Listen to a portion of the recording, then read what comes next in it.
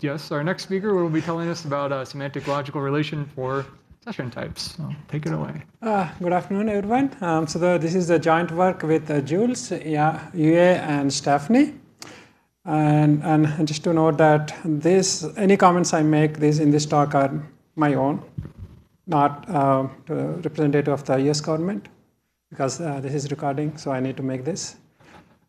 Okay, so it is not always possible to have contributions on the second slide, but we are lucky.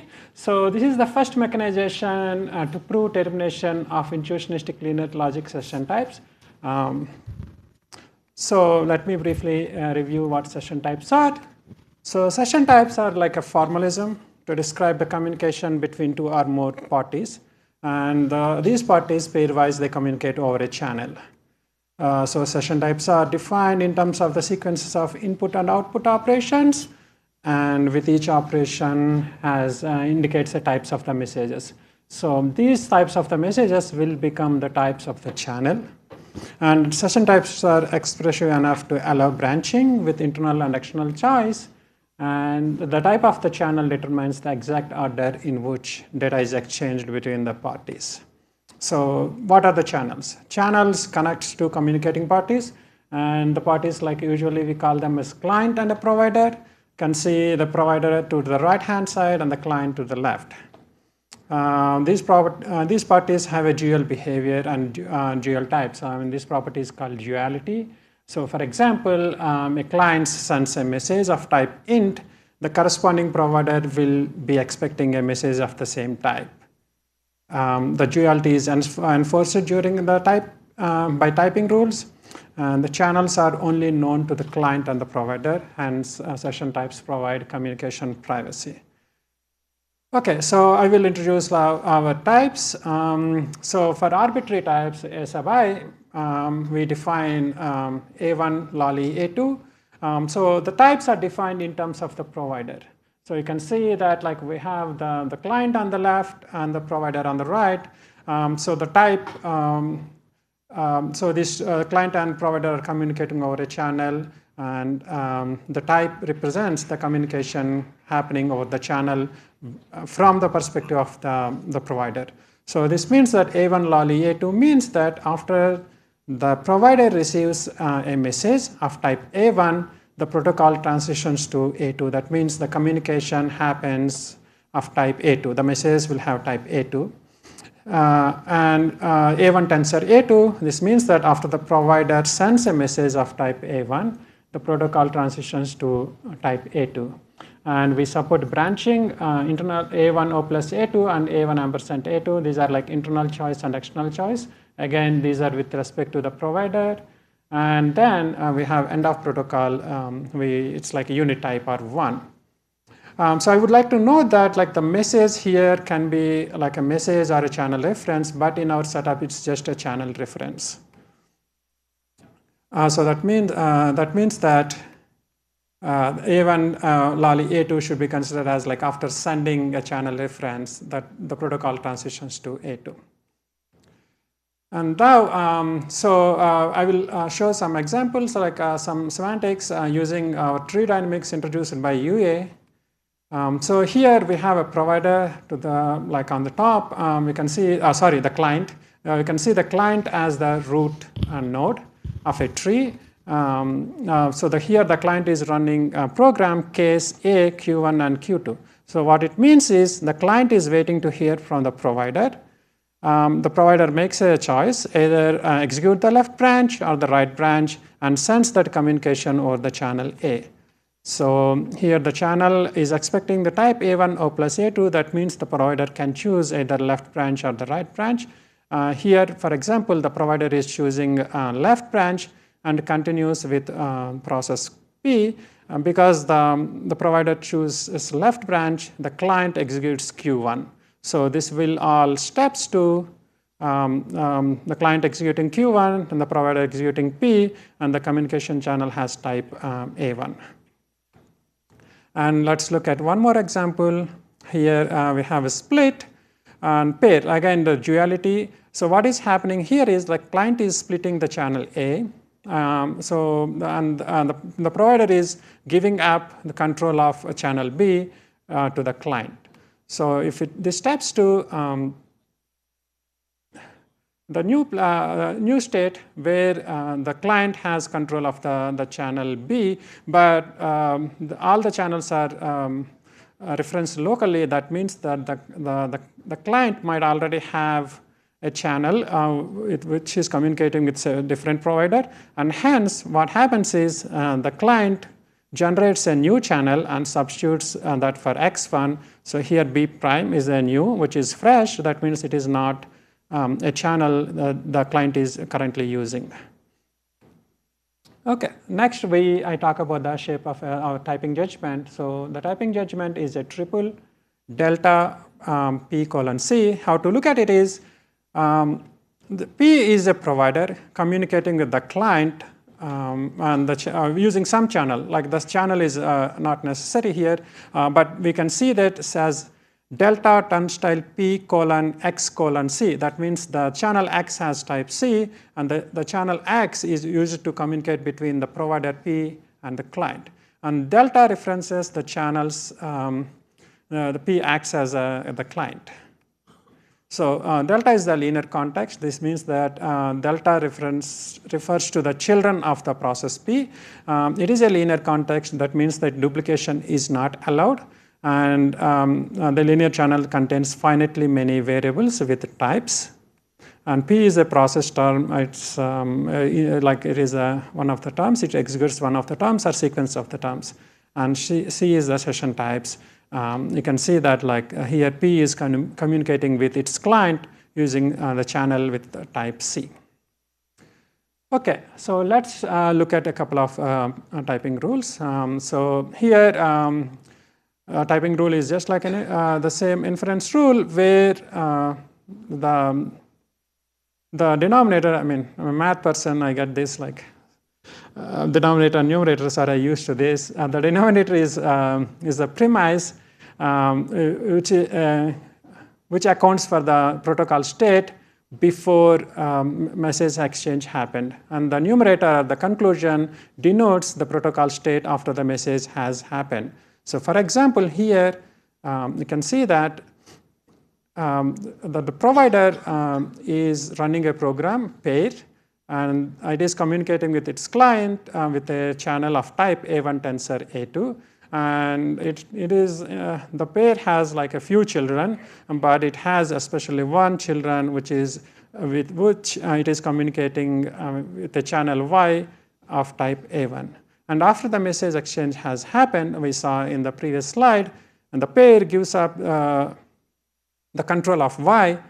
So the pair, the provider has no longer control of the child which is denoted in the filled circle.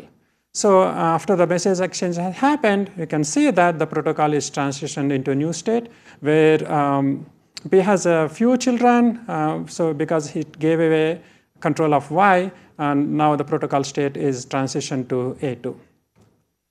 And here we name this rule as tensor write. Here write refers to that the rule is for the provider. And we have the next, once we saw the right rule, we should see the left rule. The left rule accounts for the protocol state before message exchange happened and after message exchange happened with respect to the client's perspective. So before the message exchange happens, the client is running split.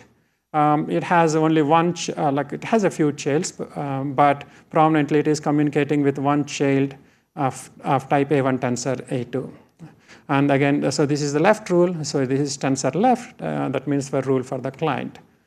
So this was the protocol before the message exchange happened. And after message exchange happened, we saw that the split will continue with Q, and it will have one more child. So that will be represented here. And before I can introduce our logical relation, I would like to introduce configurations. So configurations, so we are like abstracting all this, the tree structure into configurations. So a configuration, you can see, is like a P as a top process, and mu is like all its children. So here we have P, and mu is like a forest of configurations, which is like all these children. Here, P1, P2, P7 are the providers of the client P. So again, the processors P1, P2, so on, they can be clients and they can have their own providers. And we represent the circle represents that scenario, which is another configuration sigma 1, and so on. And all these sub-configurations like omega 1 to omega n, they communicate with P along the channels A1, A2, so on. So mu in terms is like a mathematically, it's just a map with a domain, the channel variables are channel symbols here, and more accurately, because I haven't defined symbols, A1 and A2 can be seen as channel variables, and it's a map from channel values to configurations. So it's just like the tensor is like just a fancy way of saying that, okay, it's a union, and it's we are appending it with no particular order. So it's just like a finite map. And the domain is just like the values. Okay, because it's a CoqPL, I would like to show some Coq code. So inductively we define channel as a symbols and variables. Variables, one can see it as like a strings, and symbols as natural numbers. And processes are proc defines process terms, and during runtime we substitute the variables with the values. So it means that var will be substituted with the symbols during runtime. Just to differentiate these two, we're calling it rproc. And to formalize the configurations, we use like gmaps from the stdpp library, because Jules advisor introduced implemented gmaps in Coq, so why not? And I would like to point that using gmaps simplified mechanization to quite a big degree. So if you don't know what gmap is an efficient implementation of finite maps, and it is generic in types of the keys, which is a huge advantage in this mechanization. I would like to say using gmaps might have reduced our burden to 1/3 or even 1/4.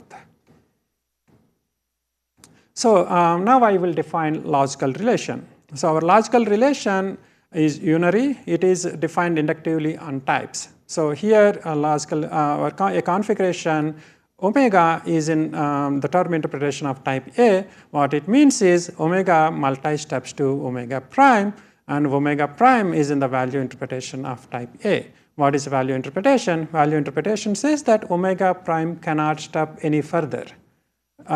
It exhausted all its internal steps, so either it is going to be terminated or it is waiting for some external change from its client.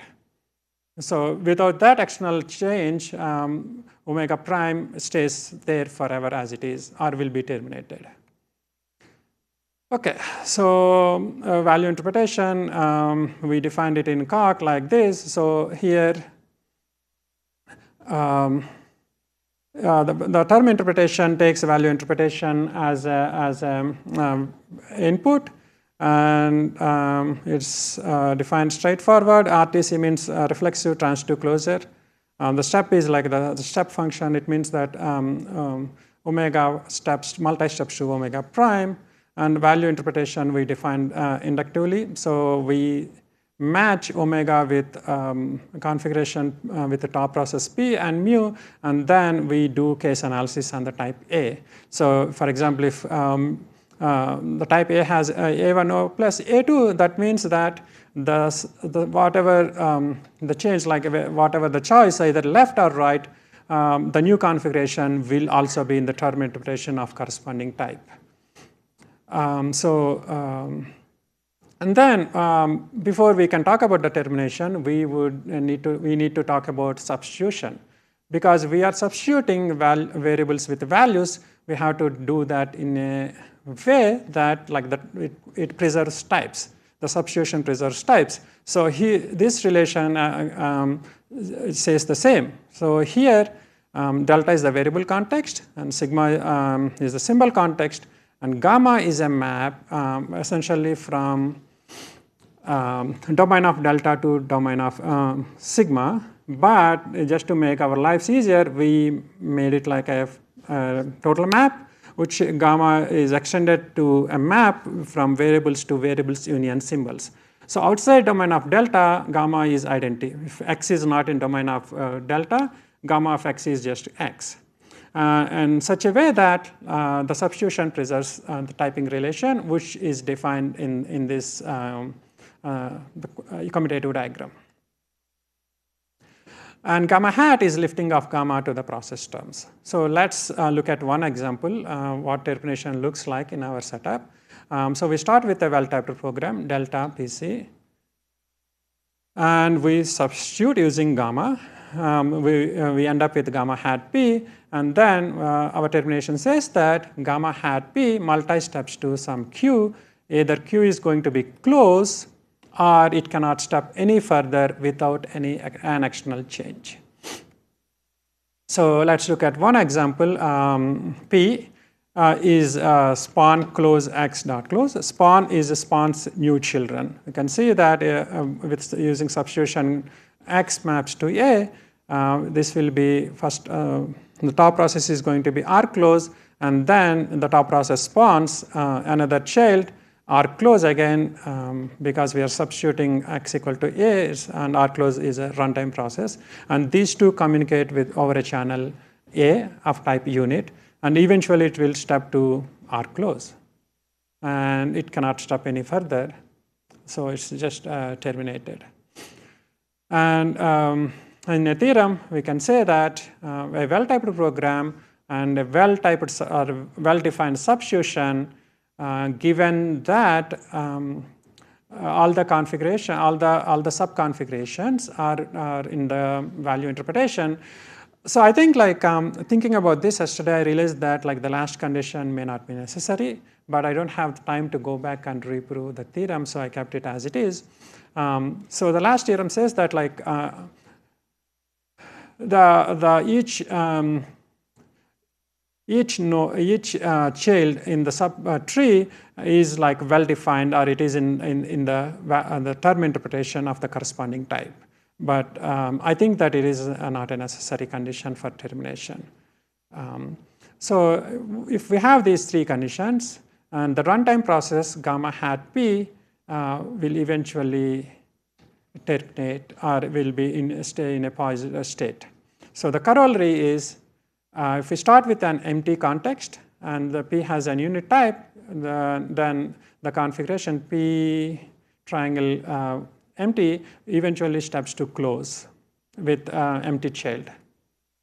In Coq, we have this mechanization. I thought I don't want to keep an empty slide at the end, so I just hand this. So here the substitution we defined is just matching. We can see it's a total function.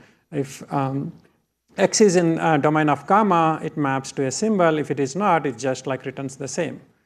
And then subst gamma is a runtime substitution. It takes close and returns close, and it just goes through each and every variable and iteratively looks up the variables and does the substitution.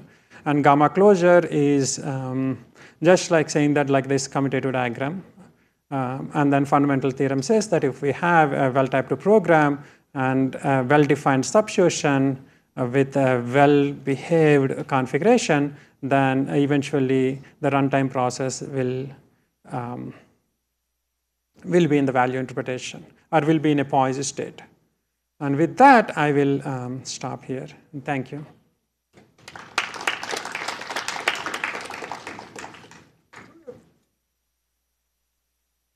We have plenty of time for questions. If anyone has any? Right here.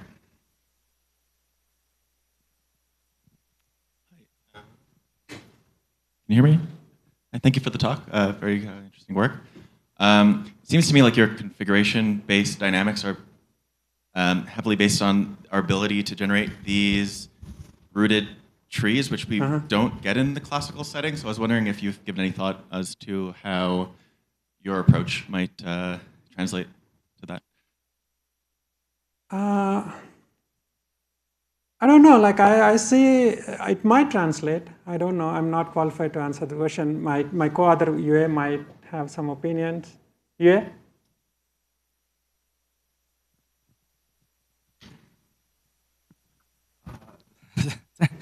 So I'm I'm the co-author of the paper. I dealt with the initial study of the set theory. My understanding is the intuitionist setting enforces a tree-like structure that is that may or may not be possible to be recovered in a classical setting. One has to. We imagined using some sort of continuation-based thinking, like try to replicate how you would see a classical system in intuitionistic, like lambda calculus. We did not push that far in terms of our development, but it would be interesting to see this play out if possible.